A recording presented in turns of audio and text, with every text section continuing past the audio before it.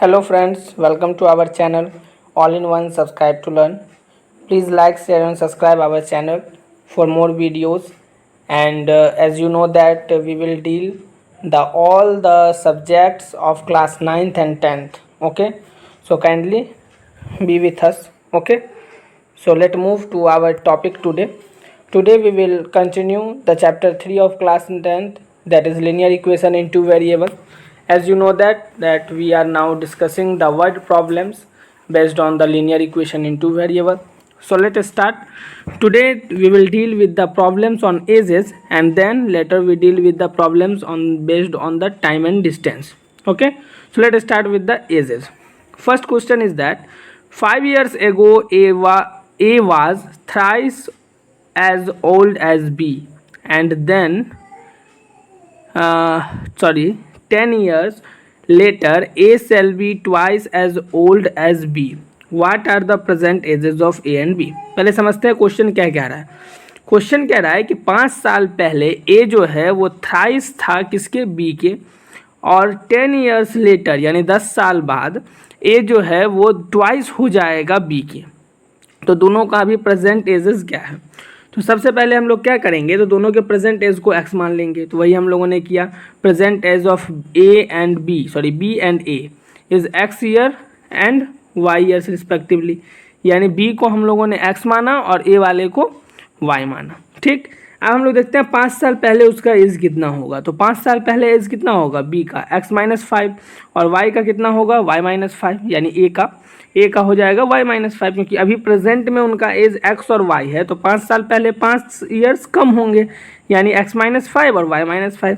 तो 10 साल बाद कितने होंगे, तो 10 ऐड हो जाएंगे, यानी B के एज हो जाएंगे x+10 और A के एज हो जाएंगे y+10. अब देखिए क्वेश्चन अकॉर्डिंग टू क्वेश्चन क्या कहता है. तो क्वेश्चन कह रहा है कि 5 साल पहले A थ्राइस था B के. अगर A थ्राइस था B के, इसका मतलब दोनों को इक्वल करने के लिए हम लोग को क्या करना पड़ेगा, B को थ्राइस करना पड़ेगा. अब इसका एक एग्जांपल से मैं समझाता हूँ. सपोज कीजिए कि अगर आपके फ्रेंड्स के पास 5 रुपया है, ठीक है, और आपके पास 15 रुपया है. यहाँ तो केस वही है कि 3 टाइम्स है. तो एक के पास 5 रुपीज़ है और एक के पास 15 रुपीज़ है.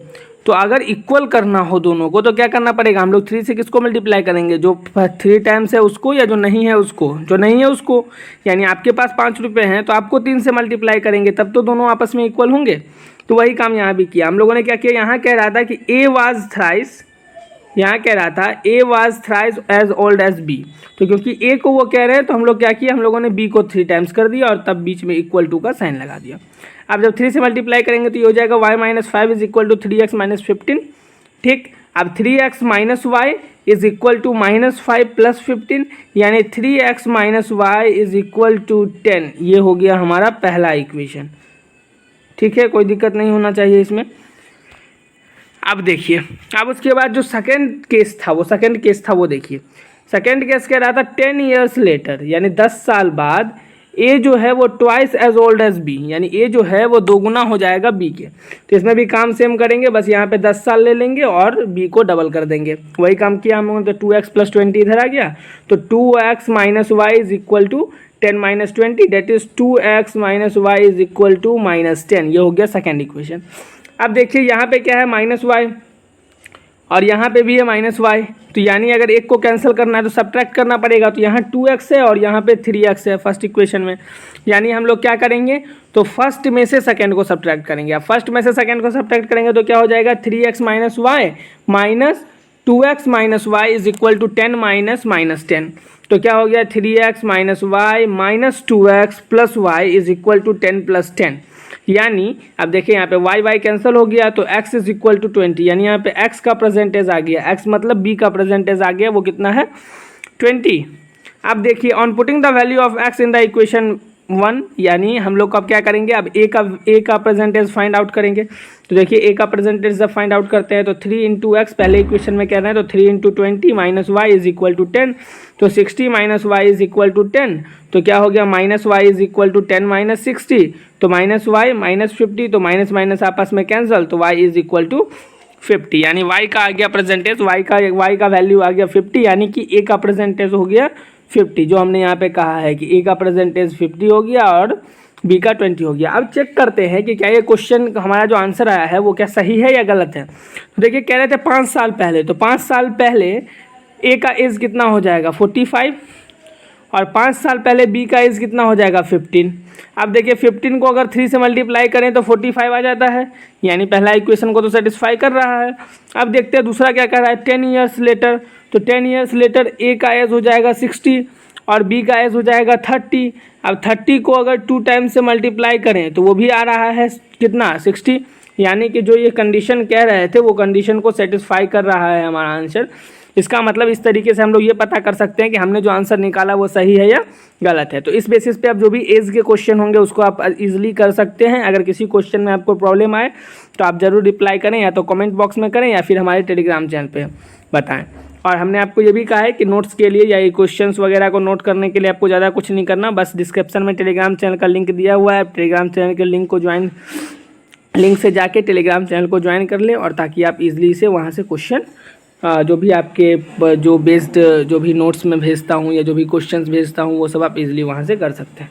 अब देखिए अब हम लोग क्या कर रहे हैं, तो अब हम लोग प्रॉब्लम्स डील कर रहे हैं किसके बेसिस पे, टाइम और डिस्टेंस के बेसिस पे। चलिए अब देखिए क्वेश्चन क्या कर रहा है। क्वेश्चन कह रहा है train covered a certain distance at a uniform speed, यानी एक ट्रेन है जो कुछ डिस्टेंस यूनिफॉर्म स्पीड पे ट्रेवल कर रहा है और कवर कर रहा है। If the train had been, अगर ट्रेन का 6 किलोमीटर फास्टर चला होता, if the train had been 6 kilometre per hour faster it would have taken 4 hours less than the schedule time, यानी अगर इसको हम लोगों ने 6 किलोमीटर या अगर ये 6 किलोमीटर फास्टर चलता 6 किलोमीटर पर आवर, तो ये क्या करता 4 घंटे कम लेता जो उसका शेड्यूल टाइम है उससे। और अगर ये स्लो चलता तो इसका कितना होता, तो ये 6 आवर्स ज़्यादा ले लेता शेड्यूल टाइम से। एक चीज़ यहाँ पे मिसिंग है क्वेश्चंस में कि कितना कम चलता स्लो, तो कितना कम चलता स्लो वो यहाँ पे दिया हुआ है।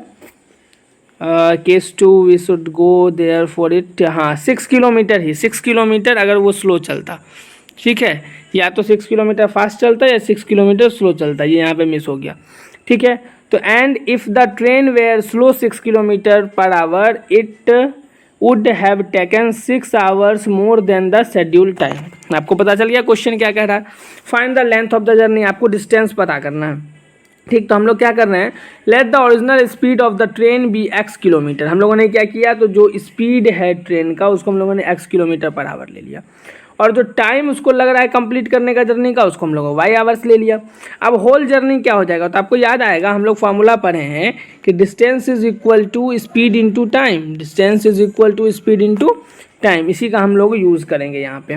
तो अब देखिए डिस्टेंस हमें फाइंड करना है होल जर्नी का लेंथ, तो वो क्या हो जाएगा स्पीड इंटू टाइम, स्पीड है x और टाइम है y, यानी XY किलोमीटर लगेगा।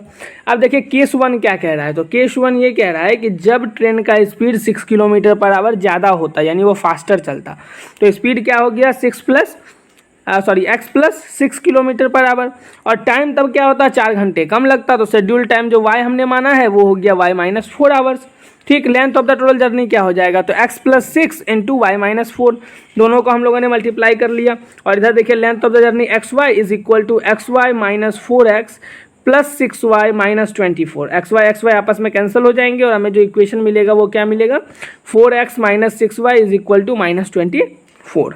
अब केस 2 क्या कह रहा है, केस 2 था कि जब वो 6 घंटा कम स्लो चलने लगे, यही यहाँ मिस था जो हमने फिर बाद में लिख दिया, आप इसको नोट कर लेंगे ध्यान से। जब उसका क्या हो जाए तो 6 किलोमीटर जो है वो कम मतलब धीरे धीरे चलने लगे, यानी अभी क्या था पहले केस में कि वो 6 किलोमीटर पर आवर तेज चले, अब क्या है 6 किलोमीटर पर आवर स्लो चले। तो 6 किलोमीटर पर आवर अगर वो स्लो चलेगा तो उसका स्पीड हो जाएगा x माइनस 6, और उसको टाइम कितना लगेगा, अब ज़्यादा टाइम लगेगा तो y माइनस 6, यानी 6 घंटे उसको ज़्यादा लगेगा, इसलिए y माइनस 6 y प्लस 6 हो गया। अब लेंथ ऑफ द जर्नी क्या हो जाएगा, तो यही तो डिस्टेंस इंटू टाइम होगा, तो डिस्टेंस हो गया कितना, स्पीड इंटू टाइम होगा, स्पीड कितना हो गया x माइनस 6, और टाइम क्या हो गया y प्लस 6। अब दोनों को अगर हम लोग मल्टीप्लाई कर लेंगे तो हम लोग क्या मिला, XY plus 6x minus 6y minus 36, XY cancel, तो क्या हो गया minus 6x plus 6y is equal to -36।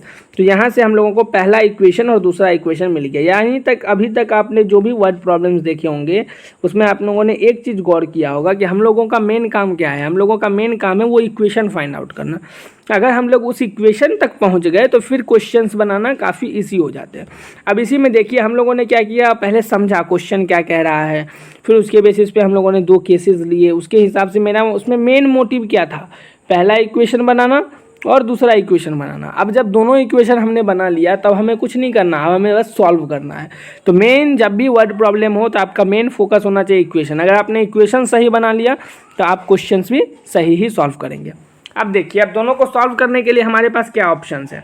तो आप यहाँ देखेंगे यहाँ -6y है और यहाँ +6y है, तो इसमें तो ज़्यादा टेंशन है ही नहीं, बस दोनों को ऐड कर देना है। तो हम लोगों ने वही किया। On adding first and second we have, क्या मिलता है हम लोग को, 4x - 6y plus -6x plus 6y is equal to -24 plus -36। अब 4x - 6y minus 6x plus 6y is equal to -60। -60 कैसे आया वो आप देख सकते हैं, -24 प्लस -36 तो हो गया -60। अब -6y और प्लस 6y आपस में कैंसिल, और 4x - 6x जब होगा तो वो जाएगा -2x। अब यहाँ से देखिए -60 और -2x में से माइनस माइनस कैंसिल, और 2 से जब हम 60 को कट करेंगे तो कितना हो जाएगा 30।